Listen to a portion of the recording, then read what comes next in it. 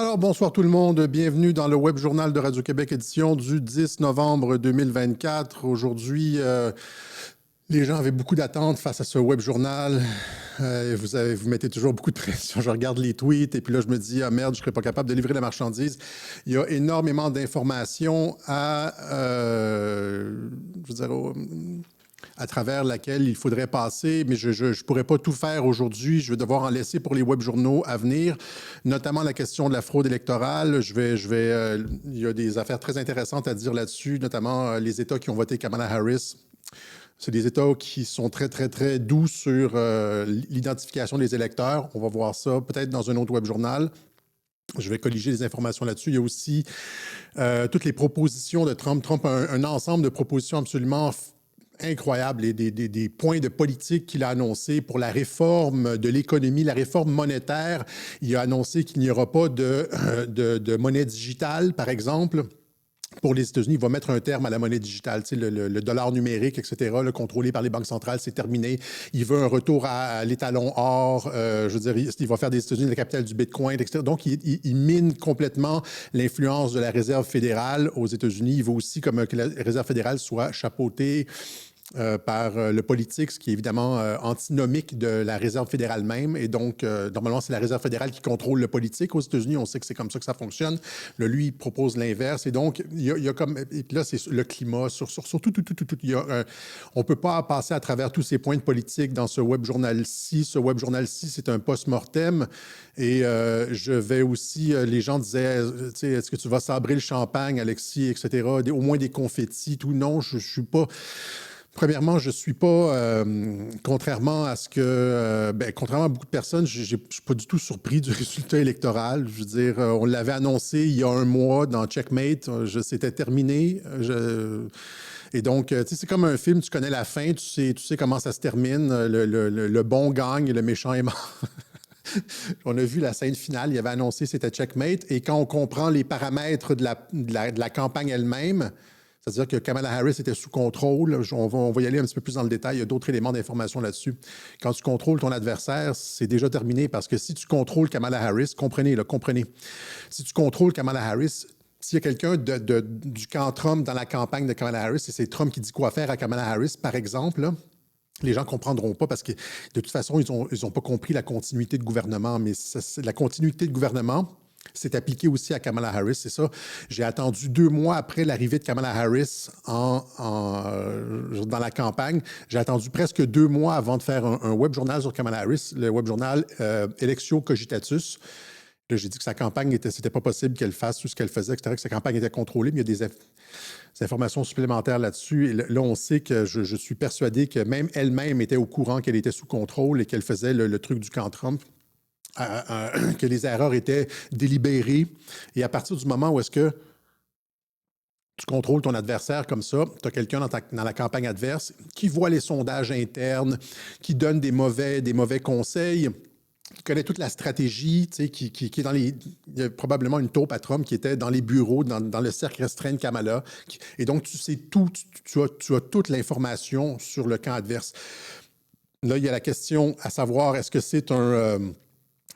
c'est légèrement antidémocratique de faire ça? Je ne sais pas si vous me suivez. Et c'est pour ça que je dois peser mes mots. Je ne pourrais probablement pas tout aller jusqu'au fond des choses, tout expliquer. Mais c'est un tantinet antidémocratique d'en arriver là. Cependant, il faut comprendre qu'à partir du moment où on comprend l'adversaire, ce qui était en jeu, c'est-à-dire le fait que la totalité des institutions étaient corrompues, rappelez-vous, là, c'est-à-dire le Congrès, les juges, etc. À partir du moment où est-ce que tout le processus est corrompu, rappelez-vous la validation de la fraude lors de la dernière campagne électorale, la dernière présidentielle, etc., il n'y a pas beaucoup de moyens. Les journalistes sont corrompus, sont contre toi, les agences de renseignement sont contre toi, ils sont censés être ton outil, mais ils sont contre toi, la CIA, le FBI, etc. Le département de la justice est contre toi. Il y a des éléments dans l'armée américaine qui sont contre toi. Je veux dire, à part la Cour suprême, là, il y a les tribunaux partout qui sont... Les gouverneurs ont été achetés par... À partir du moment où tout le système est corrompu comme ça prend une opération militaire quelque chose oui, de potentiellement légèrement antidémocratique pour réussir à triompher de l'adversaire. Et donc, cette campagne-là a été menée dans le cadre d'une domination complète du spectre politique de A à Z. Et rien n'a été laissé au hasard. D'ailleurs, vous avez sûrement remarqué lors de la campagne, lors du jour du vote, il y avait énormément de 17 qui se ressortaient, là, un déficit de 1,7 million de votes, 0,7. Et donc, l'élection elle-même a été, le camp Harris a été contre, c'est une opération militaire. Et là, ça nous ramène à George Washington, la traversée du Delaware, qui est l'opération QAnon, qui est l'opération, ben, c'est pas QAnon, mais c'est... dont Q a parlé. C'est l'opération des militaires de reconquête des institutions dont Q a parlé. Et on devait en arriver là, c'est-à-dire que les États-Unis étaient à un niveau tel de corruption des institutions qu'on devait arriver à quelque chose comme ça, essentiellement une fausse élection, là. C'est une fausse élection pour valider le retour de Trump, mais il n'a de toute façon jamais quitté, si on comprend bien la continuité de gouvernement. Et donc, tout ça, c'était du tape à l'œil pour les électeurs. Je sais, je suis audacieux en disant ça, mais c'est le fond des choses. Et donc, il fallait que ça prenne place comme ça, d'où l'intérêt d'avoir un candidat qu'on contrôle complètement. Kamala Harris qui a fait, j'en ai parlé durant plein de webjournaux, faute après faute, gaffe après gaffe après gaffe, et c'était voulu, et je vais vous en montrer d'autres près du jour du vote, etc. Et donc, voilà, c'est ça, comme je le dis, c'est une opération, mais ce n'est pas... Et donc, pour moi, ça n'a pas été comme un...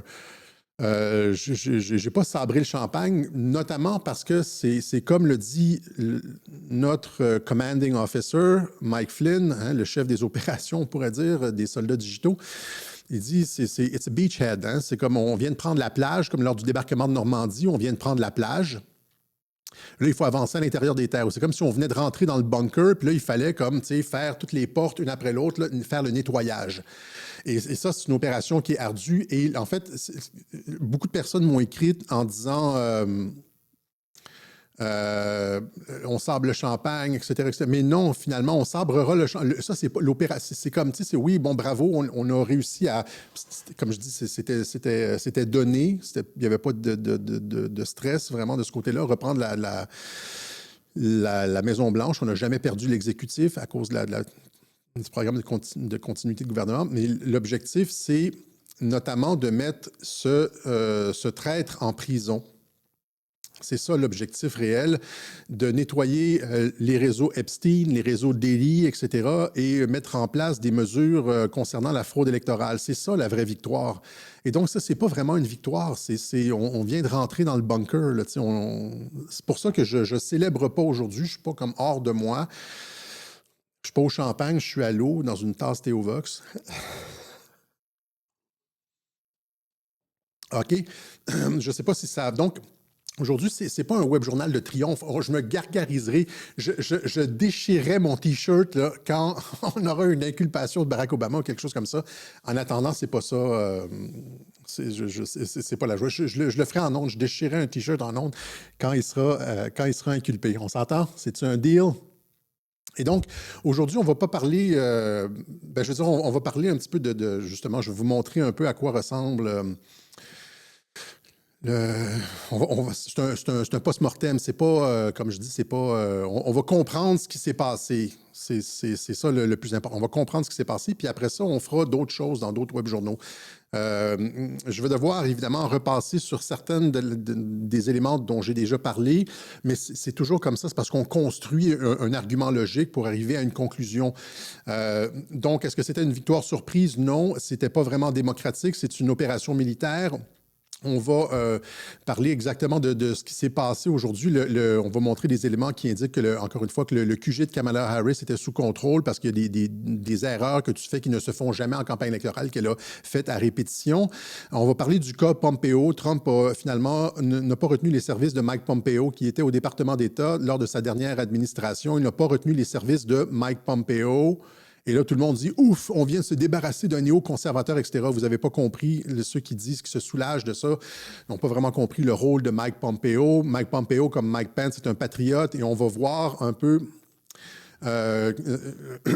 pourquoi je dis que Mike Pompeo est un patriote et aussi, comprenant le cas Pompeo, si on comprend, normalement on aurait dû comprendre avec Mike Pence, on aurait dû comprendre avec Ron DeSantis. Rappelez-vous quand il y avait les primaires, et là, il y avait Ron DeSantis, et là, il y avait des sondages qui le plaçaient en avant de Trump, et là, tout le monde disait, c'est terminé pour Trump, Alexis, je crois que tu te trompes cette fois-ci, c'est vraiment, ça sent vraiment la fin pour Trump. Et qu'est-ce que je disais? Je disais, c'est une fausse chicane, je me bidonnais, etc. C'est la même chose avec Mike Pompeo.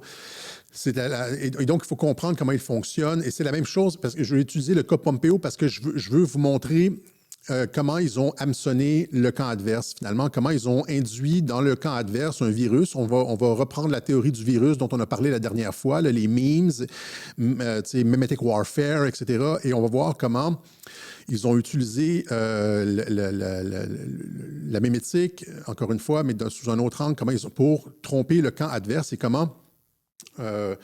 en utilisant notamment toute la théorie de la reproduction des mimes, comment on est capable d'instaurer un virus dans le cerveau et faire en sorte que l'ennemi agit de façon complètement désordonnée. Et là, le virus qu'ils ont installé, c'est Trump antidémocratique, Trump, Hitler, etc. Et là, tout le monde est parti avec ça. Ils ont opéré sur la base. Et quand tu mets un virus, quand tu changes le logiciel de quelqu'un dans sa tête, quand tu instaures un virus, c'est comme le cerveau, c'est comme une machine Microsoft, là. Quand tu installes un virus, ça ne fonctionne plus correctement et le comportement commence à aller de travers. Et c'est ce qu'ils ont fait finalement. Ils ont, là, je vous montre, donc on va parler de ça, mais c'est-à-dire que pour arriver à comprendre comment ils ont contrôlé l'esprit du camp adverse et instaurer un virus, un logiciel virus dans l'esprit du camp adverse, il faut comprendre d'où vient ce logiciel-là. Le logiciel vient des deux généraux, Kelly et Milley. Et pour comprendre, encore une fois, comment, j'ai dit les deux, c'est des patriotes, j'ai déjà expliqué ça, pour pouvoir comprendre comment Kerry et Milley ont opéré ce genre d'opération de désinformation dans le camp adverse. Il faut comprendre le cas Pompeo, et donc on va y aller comme ça en cascade. Donc Pompeo, Milley, et puis après ça, le virus. C'est ce que Elon Musk appelle « the woke mind virus ». The woke mind virus. Rappelez-vous quand il dit, là, les woke, là, je saute plein d'étapes. J'espère que je ne suis pas encore en train de faire une espèce de résumé qui, finalement, là, après 20 minutes, on peut terminer le web journal. Je suis en train de parler de tout. Mais c'est ça. Par exemple, les mondialistes ont utilisé ça avec nous. Ils ont utilisé ça, le woke mind virus, le virus, comme par exemple tout l'esprit woke, le truc non-binaire, etc. C'est un virus qu'on installe dans la tête des gens et qui commence à dysfonctionner. On les voit, les images des gens qui dysfonctionnent. Ils deviennent non-binaires, etc. C'est pour ça que Elon Musk appelle ça un woke mind virus. C'est un logiciel qu'on installe dans la tête des gens et il commence à disjoncter. Eh bien, et c'est ça que Elon Musk a juré de combattre parce qu'il a perdu son fils à cause de ça, qui est devenu une fille, etc. Il combat le woke mind virus. Donc, les mondialistes utilisent ça. C'est ce que Yuval Noah Harari du Forum économique mondial disait. Justement, les gens sont programmables, les gens sont des animaux programmables, etc. Justement, en piratant l'esprit avec ce genre de truc-là, woke mind virus, etc. On est capable de pirater l'esprit des gens. Mais non, nous autres, on est capable, avec une guerre de l'information, de conserver notre libre arbitre et de voir les manipulations mentales. Un, deux, c'est ça, c'est ce que l'équipe Trump a fait, justement. Ils ont utilisé ce même genre de stratagème de piratage de l'esprit, d'installer un logiciel virus dans le cadre d'une campagne électorale. Et ce qu'ils ont installé comme virus, c'est Trump raciste, pas raciste, sexiste, homophobe, mais genre Trump Hitler, Trump antidémocratique, etc., etc. Et là, ils ont commencé à disjoncter et ils ont perdu l'élection. OK? Donc, on va parler aussi de Iman Khalif, qui est finalement un homme. Combien de tomates avons-nous reçues et de menaces de mort et de propos hargneux quand on disait que c'était un homme et finalement c'est sorti, c'était un homme. On remarquera qu'ils ont sorti ça le jour avant l'élection. Hein. C'est un arrangement diplomatique probablement entre l'Algérie et la Russie pour mettre tout ça sous le tapis, hein, passer cette histoire-là sous le tapis. On le verra probablement plus dans une compétition sportive. Il ne sera pas aux prochains Olympiques, je vous le garantis. Et donc, donc un propos rapide là-dessus. Mais allons-y donc, c'est ça, avec cette victoire surprise qui est...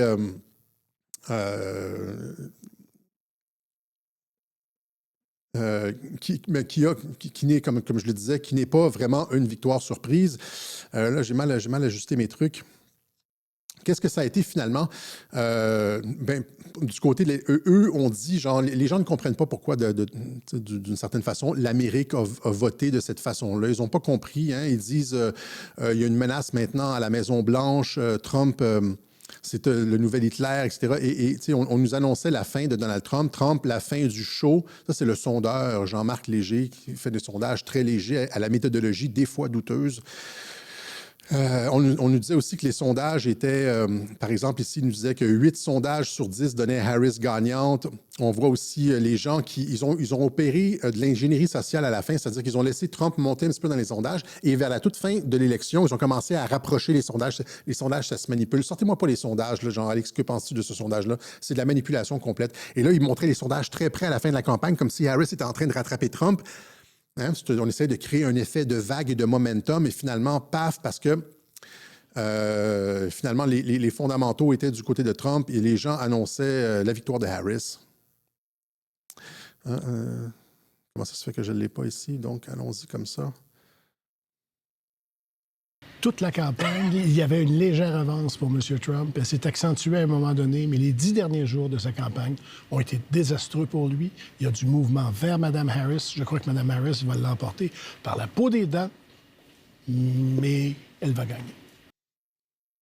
Alors, ils n'ont pas compris, évidemment, que l'enjeu essentiel de cette campagne-là, ce qui a fait élire Donald Trump, bien, ils nous disent, allons-y avec ils nous ont dit premièrement que ils nous disent premièrement que ce sont les hommes blancs non éduqués qui ont élu Donald Trump. Hein, c'est ce que le sondeur, justement, Léger dit, c'est ce qu'on voit à Radio-Canada. Hommes blancs âgés de 45-54 ans. Tu sais, il nous dit l'électeur typique. C'est comme ils font une gigantesque catégorie, alors que c'est juste des pourcentages. Là. C'est juste, bon, tu sais, hommes blancs un petit peu plus que femmes blanches, les hommes noirs un petit peu, les hommes latinos aussi. Mais là, ils font une espèce d'électeur typique comme s'ils étaient tous comme ça. C'est une généralisation outrancière, mais ils nous disent aussi sans éducation postsecondaire. Ils répètent ça. Il y a des chroniqueurs qui ont été hargneux là-dessus sur le fait que les électeurs de Trump n'avaient pas de diplôme universitaire. Hein? Il y a Léger qui disait exactement la même chose. Le vrai facteur, c'est qu'il y a beaucoup de gens peu scolarisés qui ne suivent pas l'actualité et qui ne répondent pas au sondage qui votent Trump. Les gens pas éduqués, et là, ça nous ramène à tous les propos des politiciens, des journalistes depuis 2018 qui disent que ce sont des rednecks, des gens pas éduqués, etc., etc. Et encore une fois, c'est ce qu'ils ne comprennent pas, c'est que ce mépris de la classe travaillante, de la classe ouvrière, est justement ça qui participe de la montée de Donald Trump. Donald Trump qui a courtisé ces électeurs-là. Rappelez-vous, il a été chez McDonald's. Il a courtisé les électeurs, les gens ordinaires. Le mugshot aussi, là, c'était pas pour essayer de gagner des votes, parce que c'était pour gagner des votes, là. Le mugshot, c'était pas destiné aux universitaires. C'était destiné aux gens, montrer qu'il était quelqu'un du peuple. Il a travaillé cet électorat-là. Même chose avec le camion poubelle, il a travaillé les cols bleus, comme on dit. Et ça, c'est le même... il fait ça depuis 2016. Il travaille la Rust Belt, les gens qui ont perdu leur emploi dans les usines, le travailleur ordinaire. Et c'est ces gens-là qui ont finalement... dans une proportion plus que les autres, élit Donald Trump. Hein, ce qu'un diplôme révèle du vote, nous dit Paul Journet, d'où vient la victoire de Donald Trump dans les déferlements statistiques pour comprendre un lien frappe, celui avec l'instruction. Les diplômés universitaires ont massivement appuyé Kamala Harris, tandis que les autres ont voté pour son adversaire républicain. Hein? Ben oui, les gens intelligents ont voté pour Kamala Harris, nous disent les médias. Il y en a qui ont eu des propos hargneux là-dessus. Même chose avec José Legault. C'est un petit florilège. On aurait pu en sortir littéralement des centaines avec des clips et tout.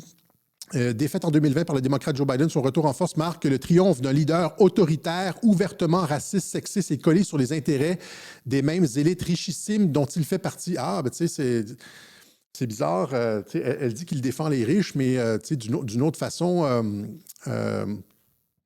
on nous dit c'est pas ça qu'on voit ici, et c'est pas ça que les autres médias nous disent en disant que ce sont les électeurs avec très peu de diplômes qui se sont manifestés. Mais ce que je veux dire finalement, c'est qu'il y a une raison pour ça. Non seulement Trump a courtisé le vote de ces classes ouvrières, notamment Trump a courtisé le vote des classes ouvrières, mais la raison pour laquelle les universitaires ont voté Kamala Harris, c'est parce que ces gens-là, c'est les gens les plus endoctrinés du système. C'est les gens qui lisent les médias puis qui croient les médias. Tu sais, la propagande, 24 heures par jour, 7 jours sur 7, anti-Trump, Trump est un raciste, sexiste, homophobe, tu sais, autoritaire, dictateur, le nouvel Hitler, etc. Qui se prend cette propagande-là dans la gueule? Ce sont les gens avec un diplôme universitaire qui se pensent intelligents, qui lisent les journaux de désinformation. C'est ce que dit d'ailleurs Noam Chomsky. Je l'avais cité notamment Noam Chomsky dans un web journal précédent qui disait les personnes éduquées à l'université, c'est les gens qui se prennent la propagande médiatique dans la gueule. Ce sont les gens les plus endoctrinés. C'est aussi genre l'université sert justement à faire en sorte que les gens rentrent dans un moule et commencent à penser selon la volonté du système. Il est très critique là-dessus. Tu sais, ici. Class warfare, education is ignorance. C'est de l'endoctrinement et du formatage, nous explique Noam Chomsky. C'est exactement aussi ce que nous disait finalement Michel Maffesoli dans son... il disait justement, il parlait de ces élites qui sont en train de perdre le pouvoir, qui se raidissent, etc. Plus on est éduqué, il y a cette dichotomie entre les élites et le peuple, etc. Et finalement, on en arrive dans ce mépris des élites face au peuple ouvrier, on arrive à la phrase de Marie-Antoinette, qu'ils mangent de la brioche. S'ils n'ont pas de pain, qu'ils mangent de la brioche. On est un peu dans le même comment je pourrais dire, zeitgeist, dans la même ambiance politique. C'est-à-dire que tu as une élite universitaire qui méprise, qui est bien pensante, gaucho, écolo, LGBTQ, pro-immigration, etc., qui méprisent le peuple ordinaire. Et quand le peuple se révolte, eh bien, c'est ça, c'est quand ils ont faim, etc., qu'ils mangent de la brioche. Ce serait la réponse donnée par une grande princesse à qui l'on faisait part du fait que le peuple n'avait plus rien à manger, n'avait plus de pain à manger. Cette réponse, par son ironie involontaire, est censée illustrer la distance sociale qui existe entre les classes populaires et la noblesse, la princesse étant incapable d'imaginer que c'est en raison de leur dénuement que ces gens manquent de pain. Elle les invite à manger de la brioche, alors que cette viennoiserie est encore plus onéreuse que le pain. On est exactement dans ce même genre de sentiment. Est-ce que les gens, finalement, ont rejeté ce que le peuple a rejeté? Ils n'ont pas voté. Si on est endoctriné, on va penser on va penser que les gens ont voté pour Hitler, mais c'est pas ça. Les gens n'ont pas voté pour Hitler. Les gens ont voté, là, je fais un tour très, très, très rapide, contre les 4 piliers du mondialisme. Les gens, le peuple a rejeté les 4 piliers du mondialisme. Et partout dans le monde, les peuples rejettent les 4 piliers du mondialisme.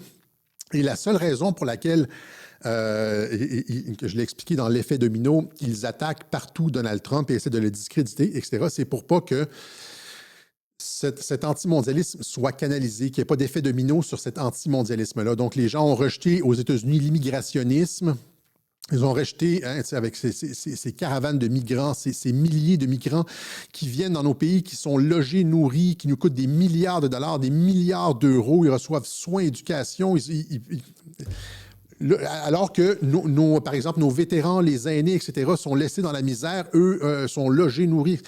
On leur construit des maisons, on leur donne des cartes avec... C'est absolument aux frais des travailleurs, parce que ça s'en va sur la dette, etc. Il n'y a aucune raison à ça. C'est totalement suicidaire. Donc, les gens ont voté contre ça, surtout aux États-Unis.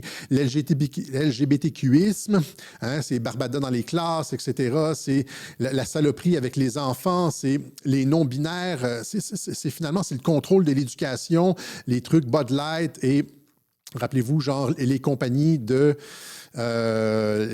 qui se lancent dans ce genre de trucs-là, même dans le sport, partout. C'est comme la propagande non-stop, Pride, c'est comme la fierté à l'année longue. Les gens, finalement, ont rejeté ça. Ils ont rejeté l'écofascisme, Greta Thunberg, les interdictions de tout, l'interdiction de circuler à Paris, à Montréal, etc., construction de pistes cyclables, la guerre à l'auto, tout est carbonisé, tu ne peux plus respirer, etc. C'est « fuck you ». N'oubliez pas, on est dans l'année de Go Fuck Yourself. Hein, j'avais dit, c'était un web journal du début janvier, j'avais dit The Year of Go Fuck Yourself. Ben, c'est ça qu'ils ont fait, les Américains. Ils ont fait un gros fuck you à l'establishment et à ces 4 piliers du mondialisme-là, dont le dernier, le technocratisme, avec le Forum économique mondial qui a plus de puissance que la population, c'est-à-dire les élites non élues technocratiques qui disent au gouvernement la marche à suivre, hein? McKinsey, l'Organisation mondiale de la santé qui se situe au-dessus des gouvernements puis qui donne les directions, la marche à suivre aux élus, alors que les élus devraient écouter la population. C'est ce que Trump a dit dans son discours aux Nations unies. Hein? Si vous chérissez votre souveraineté, je ne me rappelle plus c'est quoi la phrase, là, protéger vos élections, je ne me rappelle plus, l'essence, c'est ça. Les objectifs du développement durable, etc., donc qui précèdent la volonté populaire, c'est-à-dire que ça se situe en haut de la volonté populaire. On a pu voir au chapitre, on élit des personnes qui se retournent contre nous, littéralement, qui ne nous écoutent plus, ils sont dans leur projet idéologique, et donc fuck off. Et donc c'est un gros fuck off, et ce fuck off-là est censé se répandre comme une vague, ça va faire une gigantesque vague ailleurs sur la planète, ça va galvaniser les partis qui dénoncent ça, et les élites mondialistes ont très, très, très, très peur de ça, de cet effet domino, de cet effet domino, de ce go fuck yourself. OK? Donc, on a vu très rapidement les effets de l'arrivée de Trump, de l'élection de Trump. La Russie qui est ouverte à écouter les propositions de Trump sur la paix en Ukraine. Vladimir Poutine qui félicite Trump et qui dit qu'il est prêt à des discussions sur la paix en Ukraine immédiatement. Là, c'est comme le lendemain. Le Hamas qui appelle pour un cessez-le-feu immédiat après l'élection de Donald Trump. Ici, Trump promet de ramener la paix au Moyen-Orient, etc., etc., etc. Donc, on a vu ce que j'ai annoncé, c'est-à-dire que la paix dans le monde arrive avec Donald Trump. Et donc, ça fait drôle quand même pour Hitler. Tu sais, il y a comme cette espèce de double trame narrative où est-ce que c'est Hitler, mais il redonne des droits aux gens, alors que les gens à gauche, surtout sur la limitation des droits, hein. Trump redonne des droits aux gens, ramène la paix dans le monde et... ça fait quand même bizarre comme narratif, et c'est pour ça que ça ne colle pas. Donc, ça c'est pour ça.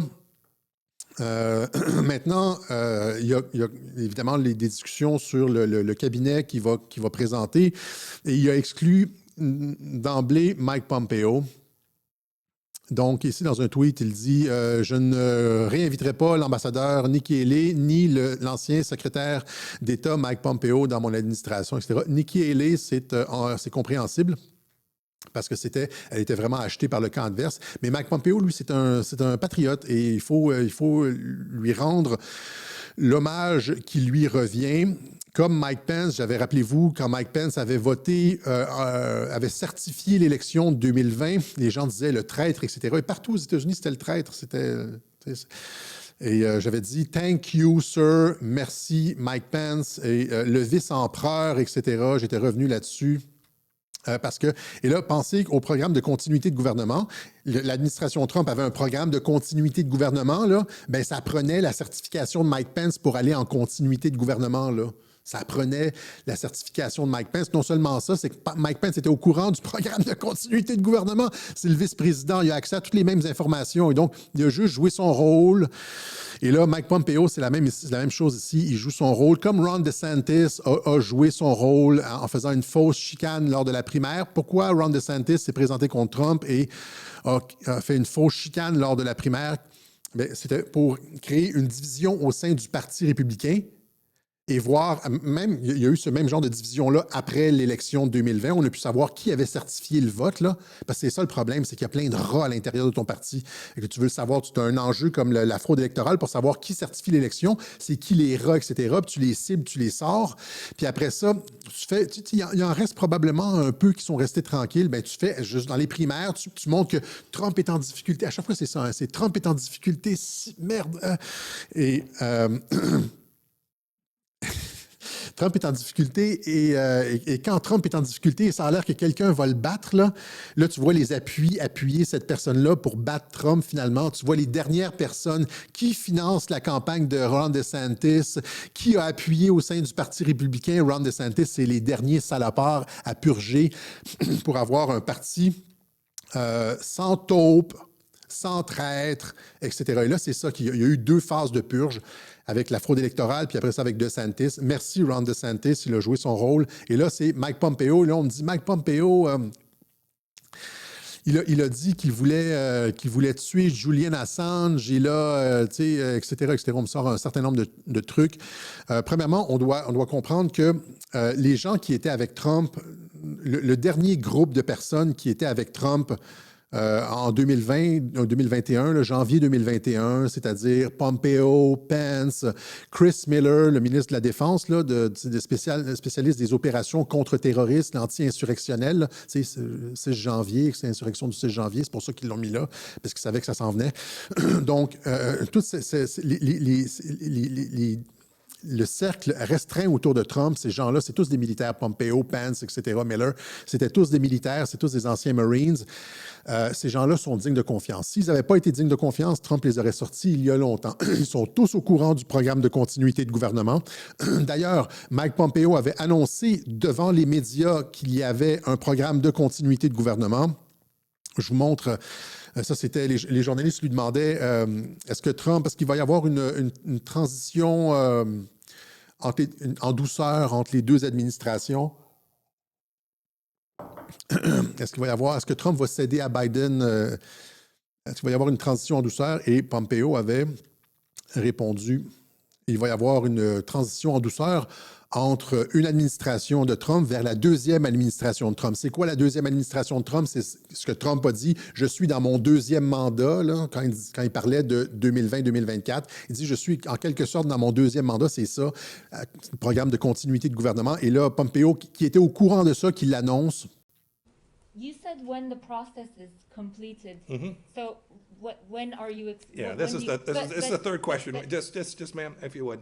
I came out here today and talked about important foreign policy issues. This is now the third question. This is the most important thing that's happening in this country right now. I'm wondering. Yes, ma'am. Go ahead and ask your question. I'll give my answer. What kind of guidance are you giving to American diplomats on how to characterize the results of the presidential?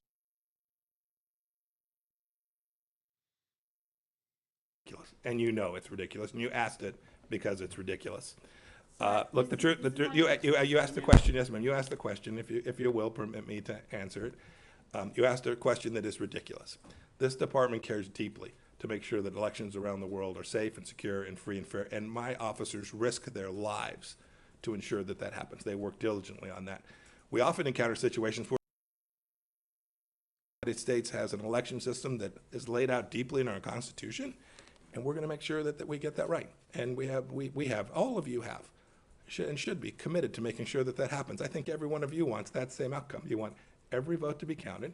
You want to run the process. We want the law to be imposed in a way that reflects the reality of what took place. And that's what I think we're engaged in here today in the United States, and it's what we work on every place, all across the world.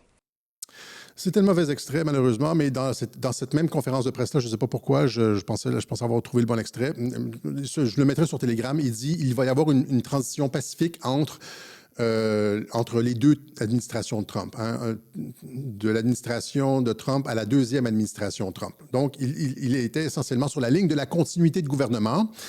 Et rappelez-vous, il était au courant de la continuité de gouvernement et il s'est fermé la gueule. Vous comprenez? Personne ne comprenait la continuité de gouvernement. Si c'était un traître, il aurait parlé. Non, il ne porte pas un masque. C'est comme moi. Si vous me regardez en 2018, là, il est très mince maintenant. Si vous me regardez en 2018, j'étais comme assez corpulent. Maintenant, je suis un petit peu plus... J'en ai repris un peu, mais j'ai perdu du poids. Et donc, ce n'est pas un masque que je porte. C'est juste que les gens, des fois, il faut perdre du poids. Notre médecin nous dit arrête le bacon, les cigarettes et l'alcool. Et puis... Et donc, c'est ça. Et il avait retweeté, je l'avais retweeté à l'époque. Je suis retourné dans mes web journaux de l'époque et il avait retweeté ceci le 19 janvier, le jour avant l'inauguration de Donald Trump.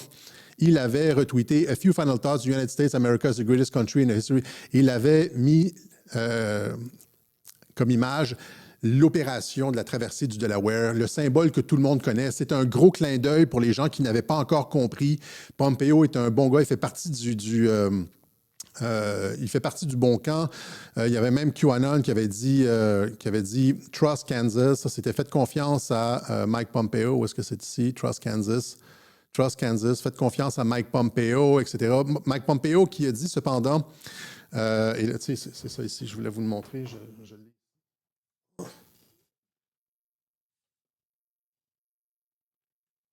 On en a eu une version nature à la maison ici parce qu'on y croit à cette opération qui n'est pas terminée, comme j'ai dit. Et donc, il avait dit aussi, et là, les gens me disent, oui, mais Alexis, qu'est-ce que tu penses de ses propos sur Julian Assange? Ben oui, c'est de la rhétorique comme Trump qui dit, je vais envoyer une bombe nucléaire sur la Corée du Nord ou Assad est un boucher, blablabla. C'est de la rhétorique politique. J'ai expliqué ça 1000 fois. Et donc, il n'a jamais eu l'intention de tuer Julian Assange. Ce que ça fait, cependant, c'est que ça crée de la distance entre l'administration Trump et Julian Assange, parce que Julian Assange a littéralement, en partie, livré l'élection de 2016 de Donald Trump en sortant les courriels de John Podesta et le Pizzagate. Et je l'ai dit, Julian Assange va venir probablement témoigner dans les procès qui auront lieu, qui vont avoir lieu, là. Et donc, si Julian Assange a été acheté par l'administration Trump, ben ça a l'air que c'est un témoin pas crédible. Alors, tu veux comme créer de la distance avec le témoin en disant l'administration Trump a essayé de le tuer, mais on sait que c'est pas le cas parce que c'est du blabla de l'administration Trump. Et à l'époque, j'avais parlé, ça fait depuis 2018 que je l'explique, Julian Assange qui a accepté de travailler avec l'administration Trump et l'opération QAnon.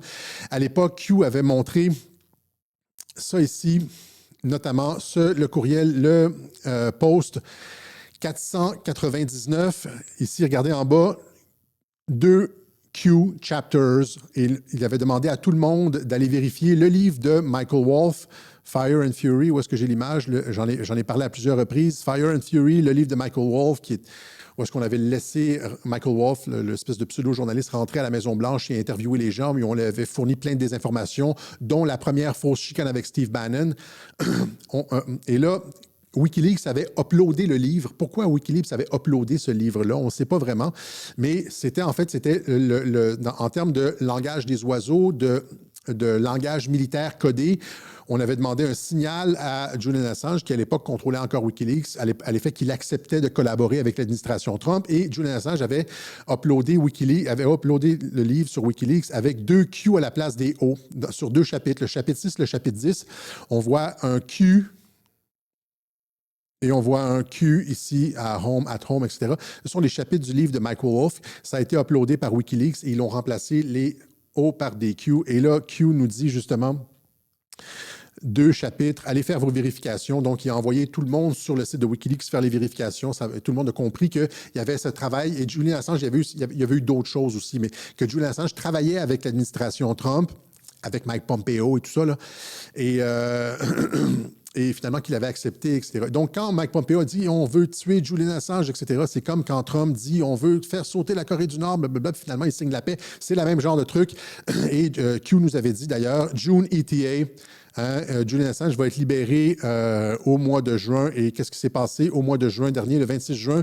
Julian Assange est un homme libre après un accord avec la justice américaine. On en a parlé. J'avais dit qu'on savait que ça allait arriver au mois de juin. Et là, d'autres personnes me disent encore une fois, j'ai été le directeur de la CIA, nous mentions, nous volions les élections, etc. Regardons le clip de Pompeo qui dit que nous sommes des salopards. I was the CIA director. We lied, we cheated, we stole. It was like we had entire training courses. Donc, qu'est-ce que Pompeo fait ici? Il fait exactement le jeu de Trump et de RFK Jr. Les deux, et Trump et RFK Jr., disent que la CIA est une organisation de menteurs corrompus qui volent les élections, etc., qu'il faut réformer. Eh bien, qu'est-ce que Pompeo fait? Eh bien, il s'en va devant un micro puis il dit « Nous volons, nous mentons, nous sommes des salopards ». Il donne, je veux dire...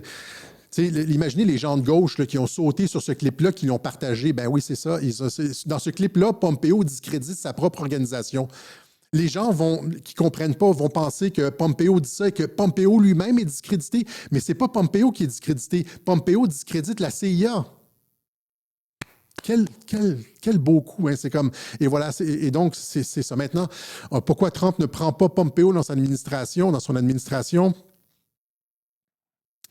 Pourquoi Trump ne prend pas Pompeo dans son administration? Bien, parce que Pompeo s'en va travailler pour une compagnie japonaise d'acier.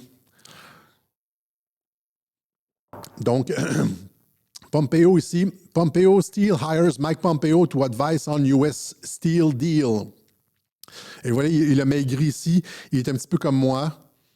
Il a perdu beaucoup de poids. C'est pas un masque. À moins qu'on soit rendu comme... le modèle, qu'est-ce que j'avais dit, là? T quelque chose d'Alexis Cossette, là, Radio-Québec. Voilà. je ne suis pas un clone, là. Et donc, c'est ça, il va travailler pour cette organisation-là, Nippon Steel. Qu'est-ce qui s'est passé? C'est quoi Nippon Steel? Pourquoi Pompeo va travailler pour une compagnie japonaise d'acier? Eh bien, je l'ai expliqué à l'émission d'Amélie Paul et Stéphane Hamel.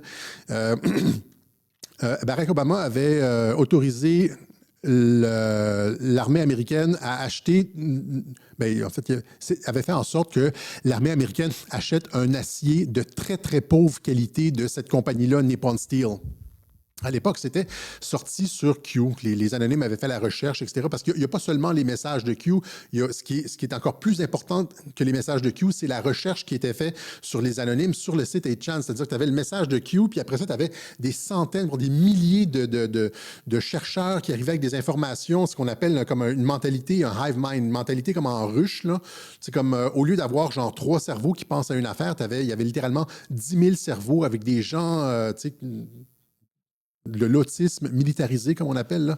Des gens professionnels dans leur domaine, etc., qui sortaient l'information. Et donc, c'était la recherche qui était intéressante aussi. Donc, Barack Obama, qui avait autorisé l'armée américaine à se doter et utiliser un acier de très pauvre qualité acheté à Nippon Steel. Là, ce que Pompeo va faire, c'est qu'il va faire... Et qu'est-ce que, avant de retourner à Pompeo, ça nous avait été dit ici, encore une fois, dans le message 855 de Q, « What if steel used in military-grade project was made inferior by our enemies as a method to weaken? What if Hussein, Barack Obama, Hussein knew and authorized renegade? » Hein? Donc, il expliquait finalement que l'acier... qui avait été autorisé par Obama, avait autorisé un acier de très, très pauvre qualité, ce qui allait faire en sorte que les tanks américains allaient être construits avec un acier de très, très pauvre qualité et qu'ils allaient perdre tout avantage sur le champ de bataille. Et ça, c'est de la haute trahison. C'est pour ça que ce gars-là va finir pendu, fusillé ou whatever, parce que c'est un traître comme il n'y en a jamais eu dans l'histoire des États-Unis. C'est même pas un citoyen américain. OK? Et donc, ça, c'est un des trucs. Barack Obama a autorisé un acier de très pauvre qualité et qui a été utilisé dans la construction, notamment des tanks. Qu'est-ce qui s'est passé lors de la guerre en Ukraine? L'administration Biden a envoyé des tanks, les fameux tanks Abrams en Ukraine, et là, c'était supposé être un game changer. Là, tout d'un coup, là, à ce moment-là, tout le monde a dit que c'est le début de la Troisième Guerre mondiale. J'avais fait un web journal qui disait justement, non, ce n'est pas le début de la Troisième Guerre mondiale. Qu'est-ce qui s'est passé sur le terrain? Les Abrams se sont fait complètement détruire. Hein, ici, vous voyez, donc les Abrams. Ukraine pulls back Abrams tank. L'Ukraine retire les tanks Abrams. On les a envoyés, ils ont duré quelques mois sur le terrain. Finalement, ils les ont tous retirés parce que c'était un fiasco complet. Les tanks américains, c'était un fiasco complet. L'Ukraine a perdu presque 20 de ses 31 tanks Abrams, nous dit un rapport. Les tanks Abrams sont réduits à la poussière sur le sol en Ukraine.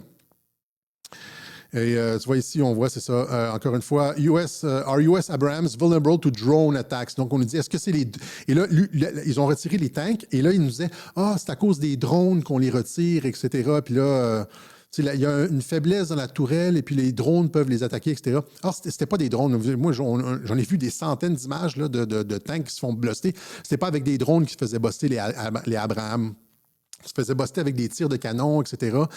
C'est juste que l'acier était faible parce que Hussein Obama avait autorisé un acier de très pauvre qualité à être utilisé dans la fabrication des tanks américains entre 2008 et 2016. C'est ça, là.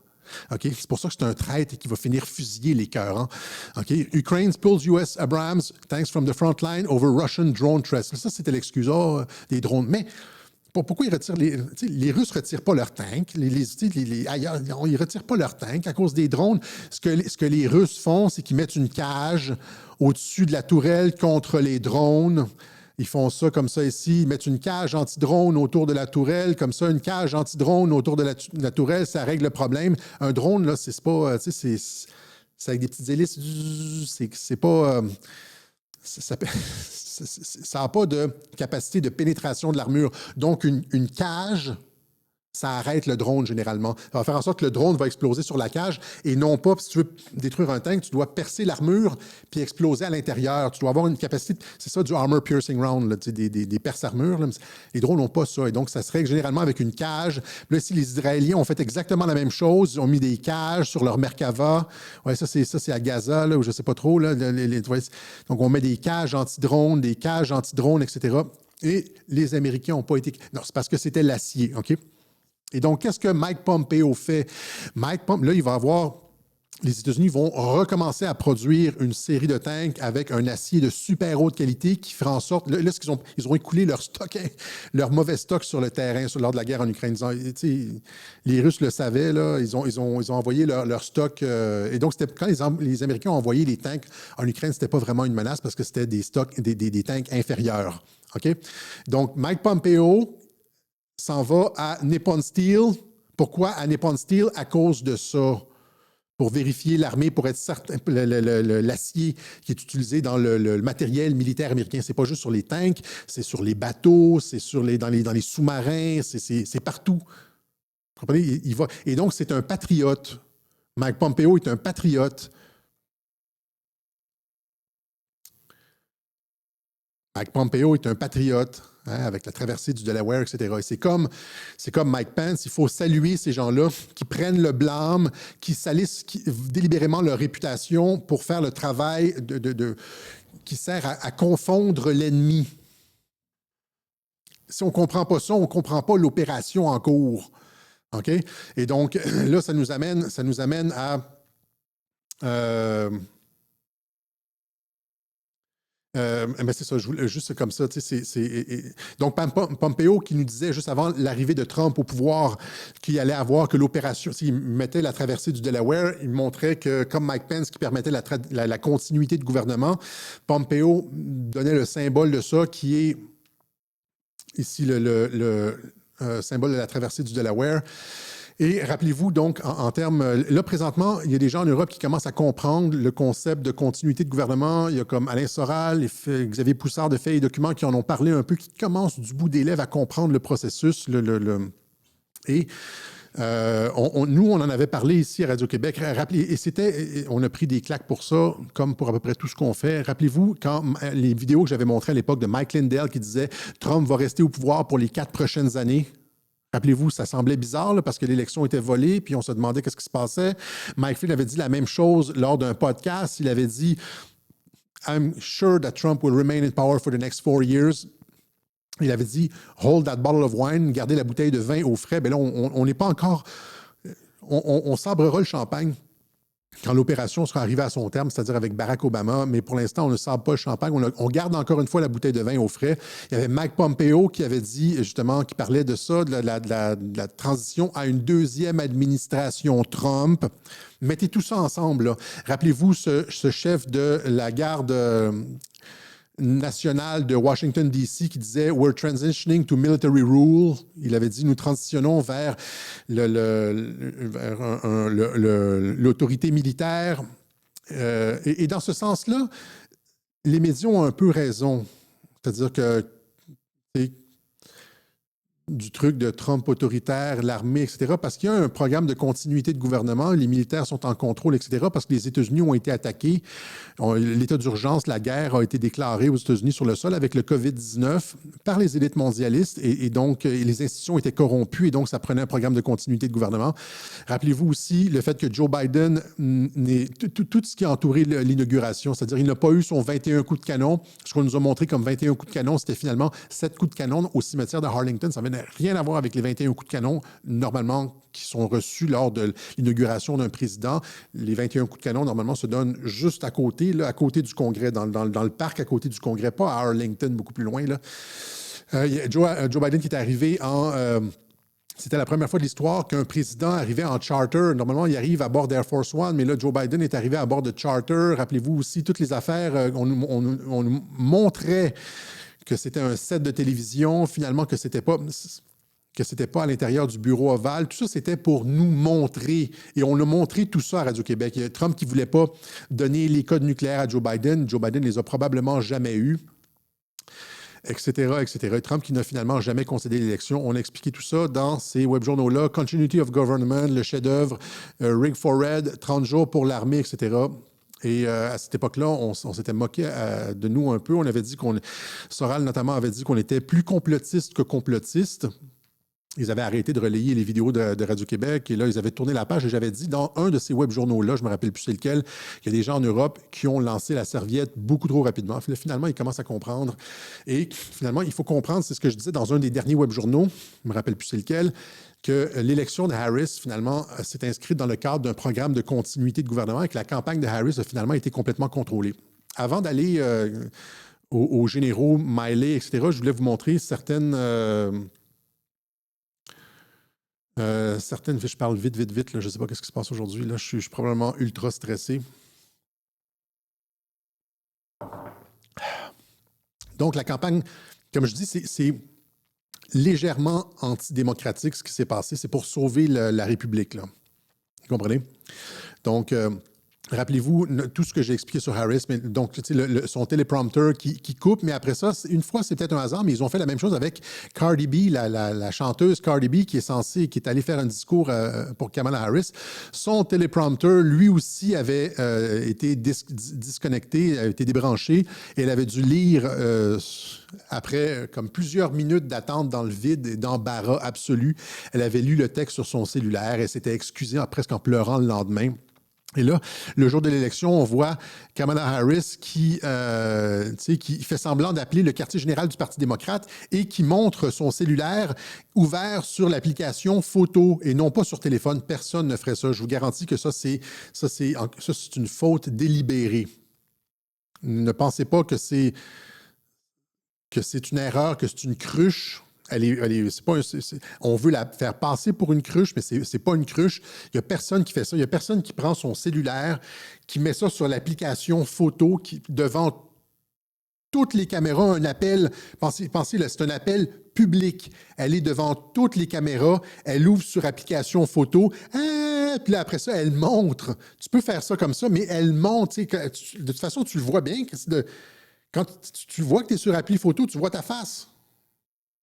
Puis là, elle montre. Fait que ça montre que Kamala, encore une fois, que c'est pas possible.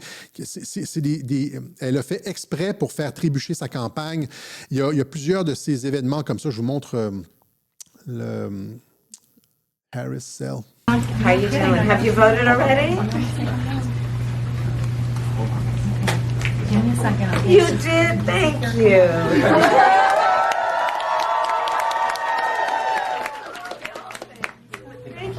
Ça, c'est fait par exprès pour faire trébucher sa campagne. Elle a fait aussi, il y a aussi on montrait des clips, on circulait sur Internet de, où est-ce que tu la vois, genre aller rencontrer des électeurs, genre, elle s'en va cogner à des portes et parler à des gens. Mais là, on nous montre, quelqu'un dans sa campagne nous montre l'arrière, l'envers du décor, c'est-à-dire qu'elle parle aux personnes chez qui elle va cogner, avant même d'aller cogner. Donc, on montre que c'est pas une vraie...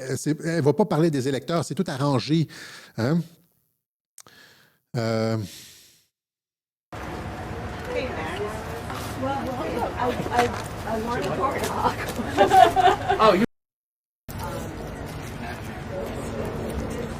Donc, on nous montre ça. Et toute la campagne, ça a été ça. Rappelez-vous aussi, après l'épisode de Peanuts, etc., finalement, il y a un écureuil qui a... ça, c'est un clin d'œil incroyable. L'écureuil qui circule sur le truc de Kamala Harris, sur le stage où elle prend... sur l'estrade où elle prend place pour faire son discours.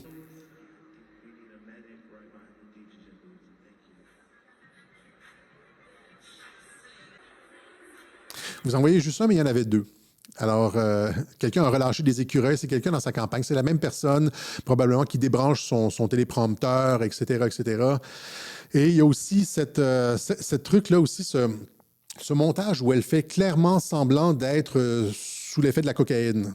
On les voit, les cocaïnomanes comme Macron et Zelensky et d'autres, on les voit là, c'est comme ça.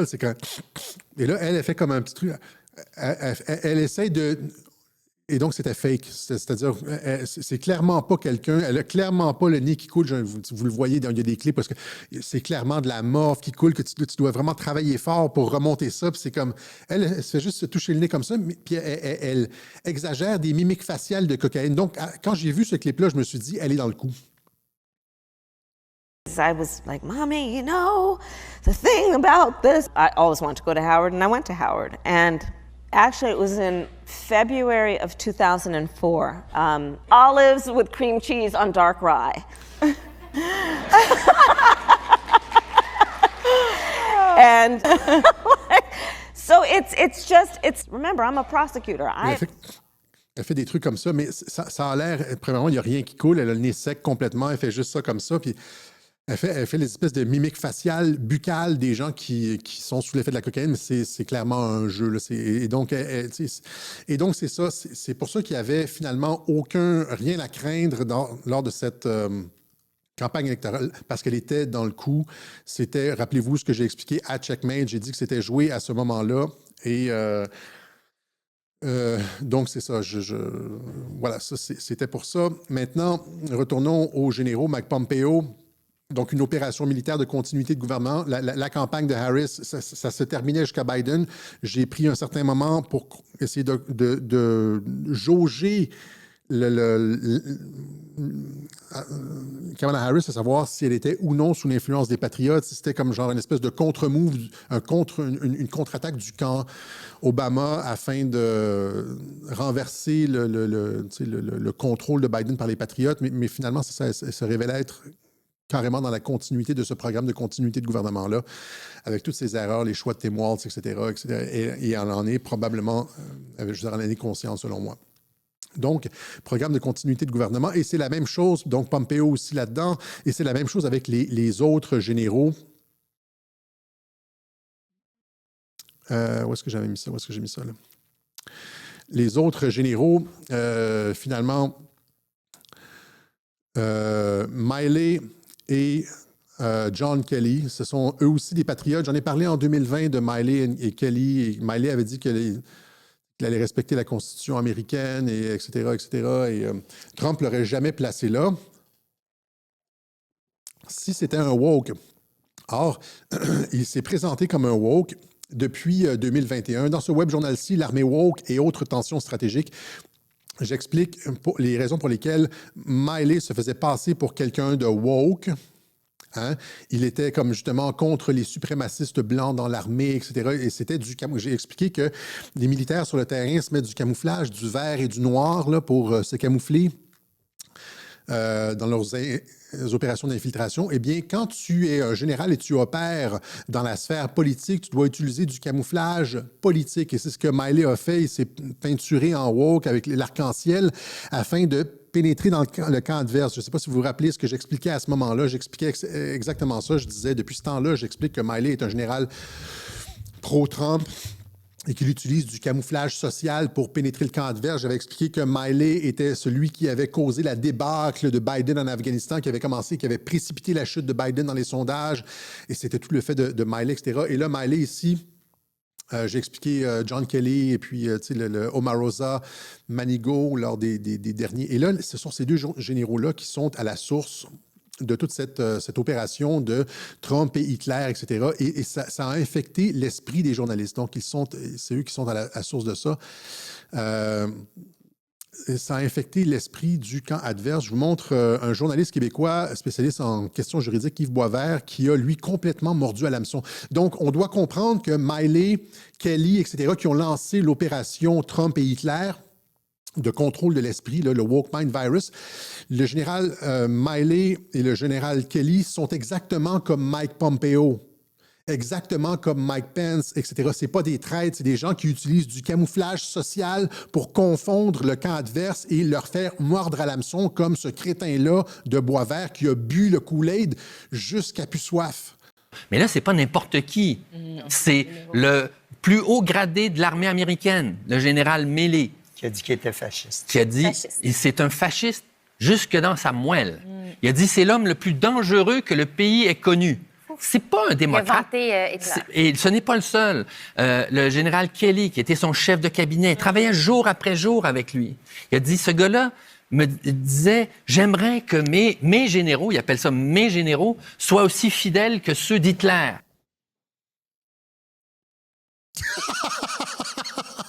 Quel taouin! Le gars, il n'a rien compris. Et là, qu'est-ce qui s'est passé? Ben oui, c'est ça. C'est ce que j'ai expliqué dans les autres web journaux. Ils sont mordus à l'hameçon. Ils ont parlé de Trump, Hitler, etc. Alors que lui, Trump, courtisait les cols bleus. les travailleurs, la caissière, le camionneur, les gens ordinaires qui sont sortis, les gens qui ne votaient plus, les gens qui avaient perdu espoir dans le système, etc. Ces gens-là sont sortis massivement pour Trump et beaucoup plus massivement que ce que les chiffres ont montré, en fait, parce que, oui, il y a eu de la fraude électorale, c'est-à-dire que Trump est censé être beaucoup plus élevé que ce qu'on a montré, et Kamala Harris beaucoup plus basse. Mais bon, on reparlera de ça à un autre moment. Donc, ces deux généraux-là ont sorti ce qu'on appelle... J'ai passé tellement de temps ces derniers jours devant l'ordinateur. On sorti une guerre mémétique. On sorti la théorie d'une opération de hameçonnage, d'implantation d'un virus dans l'esprit. D'où ça vient, ça?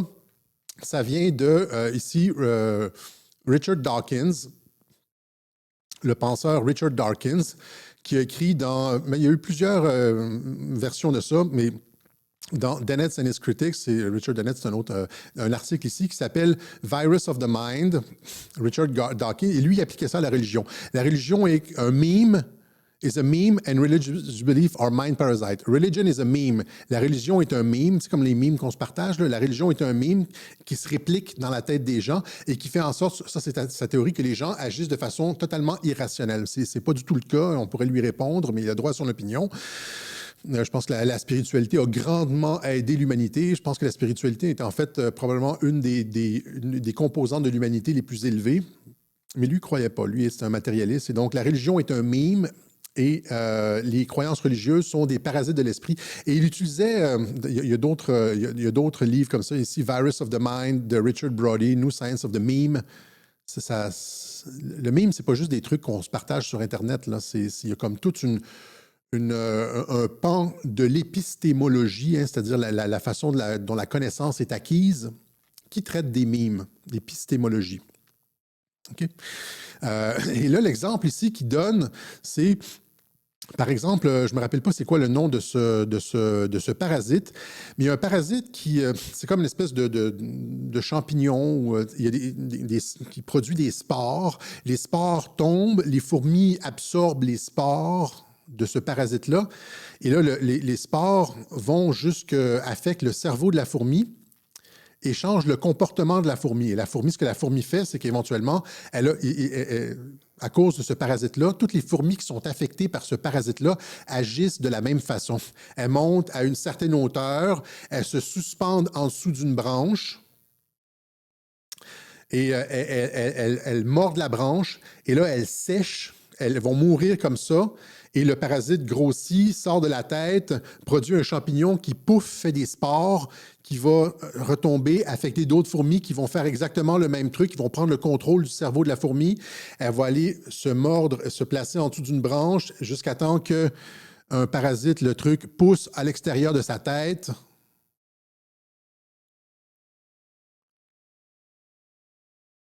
Produisent des spores et pouf. Et là, ça, c'est l'exemple en biologie. Et il y a plein de ces exemples-là de parasites qui changent la façon dont l'hôte, la cognition de l'hôte, host, la personne affectée.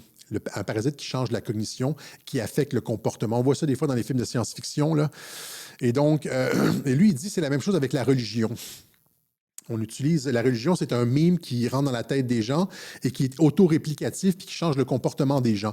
Mais et là, ils ont utilisé ça, les mondialistes ont utilisé cette connaissance-là dans l'opération non-binaire transgenre. Le non-binarisme, le transgenrisme, etc., c'est exactement ça. C'est un mime, une trope qui rentre dans la tête des gens et qui les fait dysfonctionner, qui leur fait perdre le Nord. Ils pensent que tout d'un coup, ils n'ont plus de...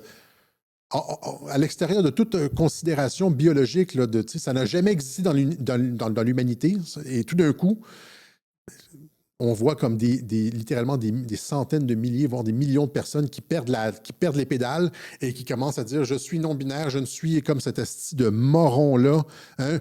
Je ne suis pas un homme, monsieur. Ferme ta gueule. » Je veux dire, c'est comme... Et donc, ils sont affectés mentalement et leur comportement change, etc. C'est la même chose que ce que Dawkins explique pour la religion. C'est un mime auto-réplicatif qui rentre dans la tête des gens et qui change le comportement jusqu'à l'autodestruction. OK? Et donc, Elon Musk a perdu son fils, qui est devenu une fille à cause du woke mind virus. Et c'est pour ça qu'il a dit « Musk say his son is dead, killed by the woke mind virus » et qu'il s'est juré de détruire le woke mind virus. Quand il dit le woke mind virus, il parle de ça, de cette autoréplication de mimes, etc., et de toutes ces personnes qui sont finalement confondues, confuses, perdues, etc. C'est le même genre, c'est une opération mondialiste afin de détruire la psyché des gens, la binarité homme-femme, etc. Et ça ne tiendra pas. Et c'est exactement ce que les libéraux, pas ce que les libéraux, mais... donc, c'est utilisé contre nous. On doit comprendre ces opérations de guerre mémétique. C'est utilisé par les mondialistes. On a rejeté ça présentement. C'est ça qui est bien avec Trump, c'est que c'est un retour. Tu sais, le retour de Trump, dans le retour de Trump, il y a quelque chose du retour du père. Ce que j'ai expliqué dans un web journal, le nom du père, le père. Et donc, quand il y a un retour du père, de l'autorité paternelle, etc., il y a un retour du réel. Si on lit, on comprend un peu Freud, Ricoeur, etc., c'est le retour du réel, c'est-à-dire, là, je ne veux pas rentrer dans l'Oedipe, etc., mais j'ai déjà expliqué ça, c'est-à-dire que l'enfant est en fusion avec la mère et a tous ses besoins comblés par la mère et éventuellement, le père arrive, s'immisce entre les deux, sépare les deux et là, l'enfant n'a plus accès à ses besoins immédiatement et doit utiliser des formes indirectes, il doit acquérir ses besoins par la socialisation, le langage, etc. Mais cette implication du père entre l'enfant et la mère, c'est ce qu'on appelle le nom du père, et c'est comme un peu comme le principe de réalité. L'homme est comme autoritaire, dit non, etc. Tu te frottes au réel. Et ce que vous voyez souvent avec des gauchistes qui crient, parce que dès qu'ils n'ont pas ce qu'ils veulent, là, dès qu'ils subissent une expérience qu'ils n'ont pas souhaitée, ils perdent les pédales, mais c'est parce qu'ils n'ont jamais été en présence d'un père qui leur a dit non. Parce que normalement, ça sert à ça, un père, ça sert à dire non, à se frotter au réel et être capable de dealer avec le non, avec l'échec, avec la froideur de la réalité. Et ils n'en ont plus. L'homme a été détruit, donc il n'y a plus ce nom du père dans la civilisation occidentale. C'est pour ça qu'on a toutes sortes de personnes disjonctées, comme toutes celles qu'on a vues perdre les pédales depuis l'élection de Trump. L'élection de Trump, donc, au niveau psychanalytique, sert d'une certaine façon à ramener le nom du père dans la civilisation occidentale. Okay. Donc, et pour finir avec... je m'étire, là. Je n'étais même pas supposé parler de ça, mais rappelez-vous tout ce qu'on dit, ce que je disais en début de Web Journal, je commence à fatiguer ce que je disais en début de Web Journal, concernant les élites et l'endoctrinement des élites, les gens à l'université, c'est les pires, les gens à l'université. Ils voient rien, ils comprennent rien. Ils lisent les journaux, ils regardent TVA Nouvelles, ils regardent BFM TV. Ils sont complètement endoctrinés. Ils lisent des journaux comme Le Devoir, ils pensent, ou Le Monde, ou tu sais... ils pensent qu'ils sont connaissants, ils ne connaissent rien, comme ce journaliste Yves Boisvert qui n'a rien compris. Ils ne comprennent rien. Ils foutent le bordel partout. Et là, ici, Gad Saad, lui aussi un professeur d'université très intéressant. J'ai eu ma petite passe d'âme avec lui, mais de toute façon, il est très, très, très intéressant, notamment en ce qui concerne toute la question homme-femme. Il a publié plusieurs livres. Je vous recommande vraiment ces livres. Lui, c'est sur le marketing, les différences entre les choix de consommation entre les hommes et les femmes et les raisons pour lesquelles les femmes consomment de telle façon et les hommes consomment de telle façon. Puis ça a un rapport avec la biologie, l'anthropologie, etc. C'est excellent, c'est excellent. Juste ça, normalement, juste un de ces livres-là devrait mettre un clou dans le cercueil de la non-binarité stupide de ces élites en sociologie, etc. Mais c'est la volonté des élites de nous imposer ça. Et c'est pour ça que même s'il y a des réfutations, ce n'est jamais pris en considération. Or, ça va peut-être changer avec le retour de Trump. Mais il dit ceci, donc, every single dreadful parasitic idea that is destroying the West stems from academia. Toutes les idées parasitiques qui sont en train de détruire l'Occident viennent de l'université. Toutes les idées, et demandez-vous pas après pourquoi les universitaires ont voté Kamala. Toutes les idées parasitiques, toutes les mimes, les saloperies viennent de l'université. Et ça commence à chaque fois que ces idées s'échappent de l'université et commencent à rentrer dans le corps social. It begins there, but then these ideas escape the ivory tower and are parasiting everything. OK? Et donc, voilà. Mais tout ça pour dire, finalement, on va conclure là-dessus, que si vous comprenez le programme de continuité de gouvernement, encore une fois, que Biden a été là-dessus, que Miley était au courant du programme de continuité de gouvernement. John Kelly, c'était le chef de cabinet de Donald Trump. Il était au courant du programme de continuité de gouvernement et de tout ça, comme Mike Pence et tout ça. Ils sont tous... Nous autres, on l'a décodé, mais eux autres se sont fermés. C'est pas grâce à eux, c'est pas à cause... Ils ont gardé le secret d'État, parce que ces programmes de continuité de gouvernement, c'est secret d'État, là, c'est des programmes top secrets, etc. Et donc, ces généraux-là sont dignes de confiance et ont aidé à implanter dans la tête de tous les crétins universitaires qui lisent les journaux. Ils se sont littéralement servis de la propagande, des outils de propagande du camp ennemi pour infecter les cerveaux du camp ennemi et faire en sorte que ces gens-là se préoccupent de choses qui n'avaient aucune incidence dans l'élection. Parce qu'il y a des journalistes comme même Emmanuel Latraverse a repris mes mots. Hein. C'est-à-dire que Trump reprend le même thème qu'en 2016 et le camp Harris fait les mêmes erreurs qu'en 2016. Ils insultent les gens. Comme José Legault, comme tous ces journalistes là, racistes, sexistes, homophobes, alors que ça ne fonctionne pas. Alors que Trump, lui, ça a été de la substance. Il a expliqué son programme du début jusqu'à la fin sur toutes les questions, le climat, etc. La paix, etc. J'avais d'autres... parce que j'ai mis tous les trucs. Des fois, j'ai des trucs dont je veux parler, mais je ne sais pas sur quel plan je l'ai mis. En tout cas, ici. Non. Je ne sais pas où est-ce que je l'ai mis. En tout cas, donc, ouais, j'avais finalement autre chose à dire sur les médias, c'est-à-dire que Trump a été très clair dans sa campagne électorale qu'il n'était pas contre l'avortement, qu'il n'était pas pour le suprémacisme blanc, etc. Or, ça a été tourné en boucle dans les médias que Trump, les droits des femmes, etc. Trump a dit ici, tout le monde sait que je ne soutiendrai pas une interdiction fédérale de l'avortement. Il a dit qu'elle allait mettre son veto en aucune circonstance et que je l'appuierai en fait de mon veto, car il appartient aux États de décider en fonction de la volonté de leurs électeurs, la volonté du peuple. Comme Ronald Reagan avant moi, je soutiens pleinement les 3 exceptions pour le viol, l'inceste et la vie de la mère.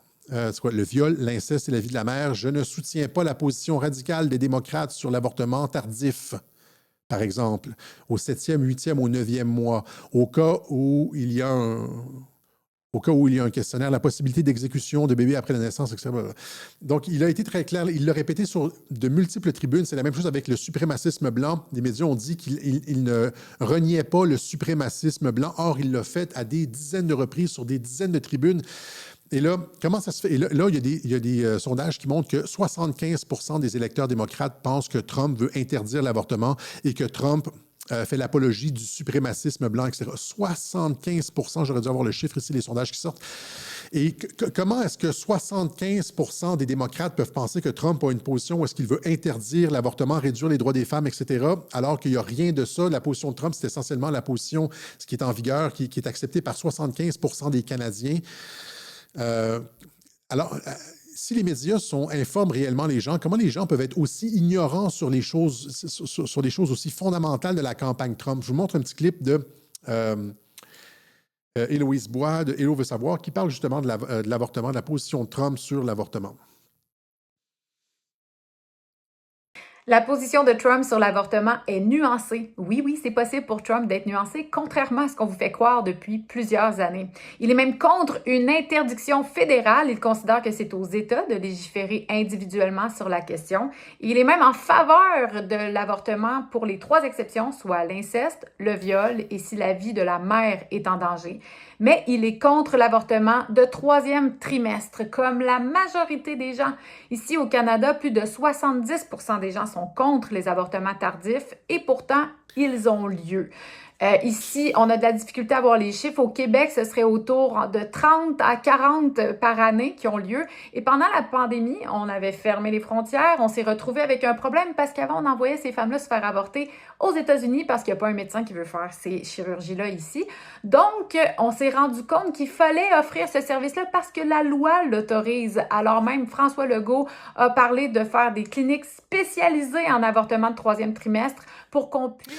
Voilà, donc, une position nuancée sur l'avortement. Or, on nous dit qu'il est contre le droit des femmes, etc., que c'est qu'il est, j'ai aussi un autre clip sur le suprémacisme blanc. On nous dit qu'il n'a jamais renié le suprémacisme blanc. Or, il l'a fait. C'est un clip de 3 ou 4 minutes où est-ce que c'est juste... Il n'arrête pas de répéter qu'il dénonce le Ku Klux Klan, le suprémacisme blanc, David Duke, etc. Mais il y a quand même 75% des démocrates pensent qu'il ne l'a jamais fait. Et donc ça, c'est un autre échec des médias. Ce sont des menteurs et des manipulateurs qui ne font pas leur travail. Are you willing tonight to condemn white supremacists and militia groups? Sure. You've got David Duke just joined, a bigot, a racist, a problem. Would you repudiate David Duke? Sure. David Duke and robocalls are out again, the white supremacist movement supporting you. Do you have any words for that? Well, I disavow. David Duke endorsed me? Okay. All right. I disavow, okay? When we looked at it and looked at the question, I disavowed David Duke. So I've disavowed David Duke all weekend long. C'est un clip de 4 minutes comme ça où est-ce qu'il dit « je désavoue ». Et donc, sur les thèmes essentiels, les médias n'ont pas fait le travail. Ils se sont lancés, par exemple, sur toute la question de Trump est un nouvel Hitler, etc. Je vais terminer avec ça ici, finalement. On commence à comprendre un clip de Mathieu Bock-Côté qui explique finalement ce que j'expliquais dans la finale quand je parlais de les citoyens en armes, des soldats digitaux, de la Révolution française. Rappelez-vous, là, quand je parlais des soldats digitaux, de la nation en armes, etc., de la mobilisation du peuple, bien, il répète exactement ça, mais lui utilise, je disais, c'est les militaires en haut avec le peuple en armes contre l'État profond dans le milieu, les élites, etc. Et là, il utilise exactement, je ne sais pas si tu regardes les web-journaux, on va dire que non, mais il utilise une autre référence historique. Il parle de César, de la façon dont César a utilisé le peuple pour se débarrasser d'une tranche de la société romaine intermédiaire. Et il parle aussi de Napoléon, etc. Et donc, ça va dans ce sens-là. C'est très intéressant. Et donc, il dit ce que je dis, mais d'une autre façon. Donc là, c'est une volonté, autrement dit, de déconstruire l'État idéologique wokiste tel qu'il avait pris forme à Washington. C'est la guerre culturelle au sens large aussi. Alors, évidemment, on va dire comment on réussit à mener cette bataille contre la giga-bureaucratie américaine qui s'est installée depuis si longtemps. Et c'est là qu'on rencontre la figure, dans le conservatisme américain, si on prend la peine de s'y intéresser, la figure d'une forme de césarisme à l'américaine. Je traduis de bonapartisme à l'américaine. Qu'est-ce qu'on entend par le bonapartisme à l'américaine? On dit, puisqu'on a des élites très fortes, une oligarchie très forte, la fédération de tous les pouvoirs constitués très forts, qui ont comme ciment le wokisme, qui est aujourd'hui l'idéologie dominante, comme le marxisme était l'idéologie dominante en URSS, mais qu'est-ce qu'on doit faire? On doit avoir une forme de bonapartisme à l'américaine, un césarisme, c'est une formule qui est utilisée quelquefois, donc avec un chef plus fort, démocratiquement élu, qui respecte la Constitution, et qui fait alliance avec cette nouvelle élite dont je vous parlais, les Vance, les Musk, les Kennedy, et ainsi de suite, les Tulsi Gabbard, et avec le peuple pour être capable de démanteler l'État administratif. Ça nous rappelle... Donc, les militaires, moi je dis ça, je l'explique d'une autre façon, c'est les militaires, parce que c'est dans le cadre d'un programme de continuité de gouvernement. Un petit groupe de militaires, l'opération Q, a mobilisé la population. On a fait des soldats digitaux contre l'État profond qui contrôlait l'État américain. Mais lui, il l'explique d'une autre façon. Pour ceux qui aiment la philosophie politique, à Machiavel, dans les discours sur la première des 4 de titre livre, où Machiavel disait, en politique, il y a l'un, c'est ce que disait aussi Aristote, il y a l'un, il y a les quelques-uns et il y a la masse. Eh bien, quand l'un, César, s'allie avec la masse contre les quelques-uns, les oligarques, eh bien là, il y a un nouveau moment politique qui peut arriver. Et le Trumpisme, on verra ce que ça va donner. Mais pour l'instant, telle est la dynamique institutionnelle du Trumpisme. L'un avec la masse, les soldats digitaux. C'est pas juste les soldats digitaux, là, c'est tout le... Et donc, comment Trump a l'un, c'est-à-dire les militaires en haut qui contrôlent l'opération, ont réussi à mobiliser la masse en créant premièrement en créant l'opération QAnon pour contourner les médias. Après ça, en créant toutes sortes de nouveaux médias comme Radio-Québec et en s'appuyant sur des médias alternatifs comme Breitbart News, anciennement Drudge Report, Infowars de Alex Jones aux États-Unis, etc. Mais en créant une nouvelle infrastructure informationnelle qui permet de contourner les médias. C'est pour ça que les médias sont en chute libre. Et là, ici, il y a je vais terminer avec ça ici. Cet animateur de CNN, Van Jones, qui lui aussi, j'avais parlé de Saint Uyghur des Young Turks la dernière fois. qui était comme pas trop biaisé. Van Jones, des fois, il déconne, mais lui aussi, il est comme...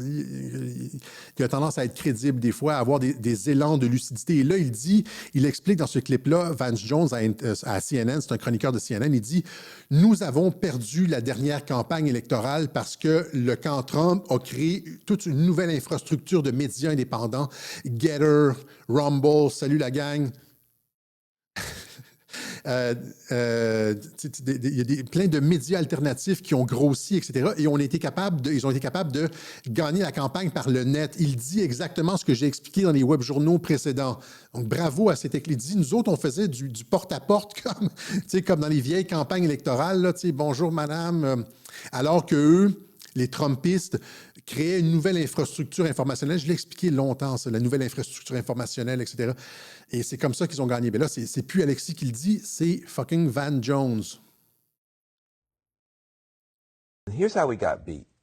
We got beat because the Republicans and conservatives built a different media system. Voici comment nous avons été battus. Nous avons été battus parce que les conservateurs ont créé un nouvel environnement informationnel, un nouveau système de médias. That had to do with online, had to do with podcasts, had to do with streaming platforms. C'est avec des sites en ligne, des podcasts, des plateformes de diffusion. They were spending their money there. C'est là qu'ils mettaient leur argent. Laughing at them and knocking on doors in Philadelphia and Detroit. It's like, there's no Trump people. They're not. Et nous autres, on se moquait d'eux. Et là, on faisait du porte-à-porte et on voyait pas les gens... On voyait pas les gens du camp Trump faire du porte-à-porte et on se moquait d'eux, mais ils étaient en ligne en train de gagner l'élection. Dropping literature. They're not knocking on doors. Well, in fact, it was laughing like, oh, Elon Musk and Charlie Kirk with their PACs don't know what they're doing. We were making fun of Donald Trump for having thrown away his ground game and doing some weird stuff online. We thought that they were idiots. It turned out we were the idiots. We woke up in a body bag. On pensait qu'ils étaient ridicules, les Trumpistes étaient ridicules. Finalement, on se rend compte que c'est nous qui étions ridicules parce qu'ils ont gagné. Le camp Trump a gagné via Internet exactement avec la nouvelle infrastructure informationnelle, exactement comme je l'ai expliqué. OK? Voilà. Alors, finalement, voilà, c'est ce qu'on avait pour vous, en tout cas, concernant l'élection. Félicitations, la gang. Ça, ici, c'est la carte pour la fraude électorale.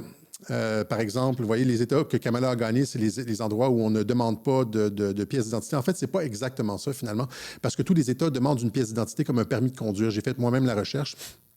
Tous ces États-là demandent tu ne peux pas arriver juste et dire « Bonjour, mon nom est X », puis ils vont donner un bulletin. Ils demandent une pièce d'identité, un permis de conduire. Le problème, c'est que ces États-là donnent aussi des permis de conduire gratuitement, facilement à n'importe quel migrant illégal.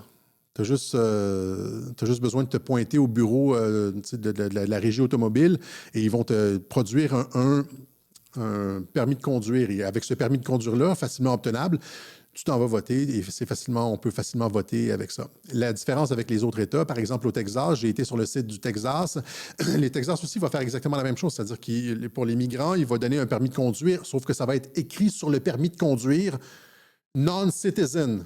Et donc, quand tu vas voter avec ça, c'est écrit sur le permis de conduire « non-citizen ». Tu ne peux pas voter avec le permis de conduire du Texas, alors qu'ailleurs, comme dans l'État de Tim Walz,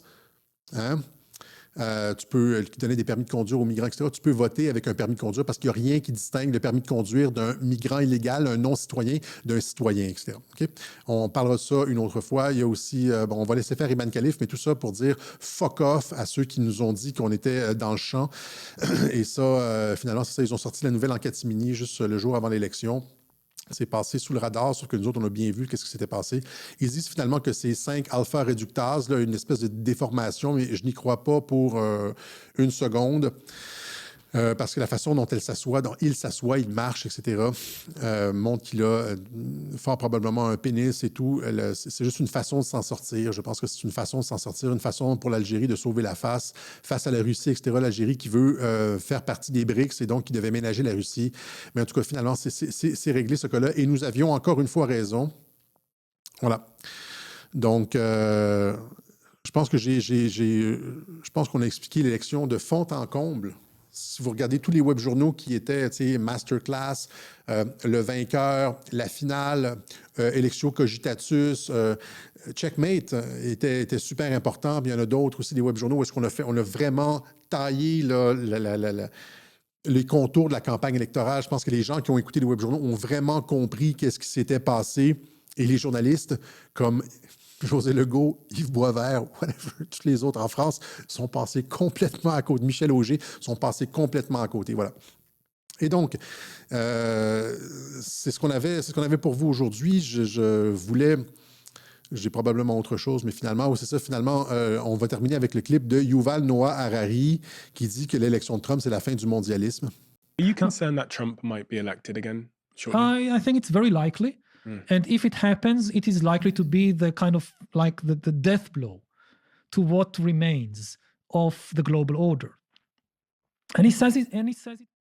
Si Trump est élu, ça va être la fin, le coup de grâce à l'ancien ordre mondial. C'est-à-dire ce qu'on a vu, le mondialisme, etc.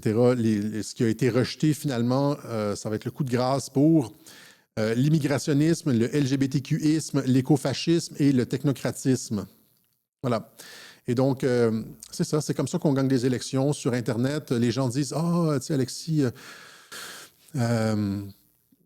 à quoi ça sert? » Ça sert, c'est comme ça qu'ils ont gagné l'élection. C'est pour ça que c'est important d'avoir des structures informationnelles indépendantes et donc c'est important d'appuyer des organisations médiatiques comme Radio-Québec ou vos autres organisations préférées, où est-ce qu'elles soient, ou quelle qu'elles soient. Là, je suis fatigué, je commence à déparler. Et vous savez comment le faire. J'aurais dû, encore une fois, le faire en début de Web Journal, mais j'oublie tout le temps. Il y a différentes façons de nous aider. Donc, Alexis Cossette-Trudel, casier postal 32017, Saint-André, Montréal, Québec, H2L4Y5. Il y a des gens qui nous ont envoyé des trucs et qui ont demandé genre une authentification. Ben oui, j'ai reçu vos dons. Est-ce que tu peux confirmer en ligne que tu as reçu nos dons? Oui, j'ai reçu vos dons. Merci. Et merci beaucoup, en fait. Par virement Interact, vous connaissez la façon de le faire. On laisse les liens PayPal. J'ai demandé, je vais faire en sorte que le lien PayPal soit sur le site Internet. Il ne l'est pas. Je le mets généralement avec les web journaux. Là. Si vous regardez dans la boîte de commentaires sous Rumble, sous Getter, etc., vous avez le lien pour PayPal. Il y a une façon de nous aider par carte, etc. Et c'est pas anodin. C'est pas anodin de nous aider, de nous permettre à nous continuer ce combat. Et c'est comme ça. Pensez-y, c'est comme ça. C'est parce qu'il y a... Aux États-Unis, c'est parce qu'ils ont créé... Aux États-Unis, c'est 1000 fois plus avancé qu'au Canada ou en France ou ailleurs. La quantité de podcasts aux États-Unis, c'est juste comme ahurissant. Tout le monde a son podcast avec des centaines de milliers d'auditeurs, des fois des millions d'auditeurs. C'est le média. Et ouais, ils sont en train de se professionnaliser, ils sont en train littéralement de remplacer les médias. Et ça, c'est parce qu'ils sont appuyés par les Américains. Et donc, on sollicite votre appui, continuez à nous appuyer. On a, je pense, une des meilleures informations disponibles, pas juste sur Internet, mais au monde. On sait que du côté des médias, ils sont complètement gourés. Mais même sur Internet, Radio-Québec, c'est une des meilleures sources d'informations disponibles. Et donc, continuez à nous appuyer. Ceux qui le font, merci beaucoup. Et les autres, le 91, 99, 98% des autres, de grâce, pensez à nous une fois de temps en temps, si ça fait une différence dans votre vie. Vous êtes comme Obélix ici, donc vous nous permettez vous nous donnez une tribune, vous nous donnez un podium pour produire nos analyses pour tout le monde. Et il y a des gens qui disent « Je suis désolé, Alexis, j'ai rien, je peux pas... sentez-vous pas mal. » C'est ça, la beauté du sociofinancement, c'est qu'il y a des gens qui peuvent et des gens qui peuvent pas. C'est gratuit pour tout le monde. Je ne ferai pas de paywall. Les gens qui disent « Fais un paywall, Alexis, je peux pas faire ça parce que si tu fais un paywall, tu réduis ton nombre de vues. » Oui, tu fais plus d'argent, mais tu réduis ton nombre de vues. Or, dans une guerre de l'information, on veut que les idées soient le plus largement répandues. Je peux pas faire un paywall. OK? Alors, vous pouvez nous suivre sur Twitter. Est-ce que 1h30, est-ce que c'était suffisant pour vous? J'ai parlé vraiment vite. Je pense que j'ai fait comme genre 1h45 ou peut-être 2 heures en 1h30. J'ai mal aux yeux et tout. We are the media now. Ben c'est ça, c'est ce que Elon Musk disait. You are the media now. We are the media. On est en train de remplacer, puis c'est parce qu'ils sont professionnels, et c'est ce qu'on doit faire partout ailleurs. Je l'ai expliqué à plusieurs reprises dans la différence trumpienne. Quand je parlais des élections en France, je parlais de guerre de mimes, je parlais d'infrastructures informationnelles. Oubliez, tous les politiciens français, oubliez, lâchez les hosties de plateaux de télévision. Votre message est contrôlé là-dessus. Vous devez avoir une stratégie de viralité Internet, de créer des structures indépendantes, etc. Voilà. Il faut s'inspirer des Américains là-dessus. Là. C'est littéralement la guerre du futur, la guerre politique du futur. OK? Voilà. On se donne... Ah oui, j'ai aussi des... j'ai des mauvaises nouvelles, en fait, concernant ma santé. J'ai fait des... je ne sais pas si je devrais dire ça ici.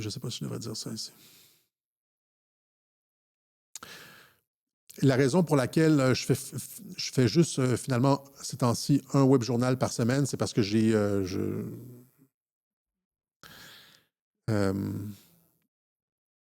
souffre comme un genre d'épuisement chronique, en fait. Ça a été diagnostiqué. J'ai un problème avec mes glandes surrénales, probablement le stress ou whatever.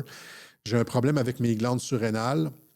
Et l'infirmière qui me suit m'a même demandé, qui a regardé les résultats du test, m'a demandé, parce que je suis tout le temps claqué, je suis probablement à cause du stress, ou je ne sais pas, m'a demandé d'aller faire même un IRM pour aller vérifier les données, parce que ça pourrait même être cancéreux, elle m'a dit.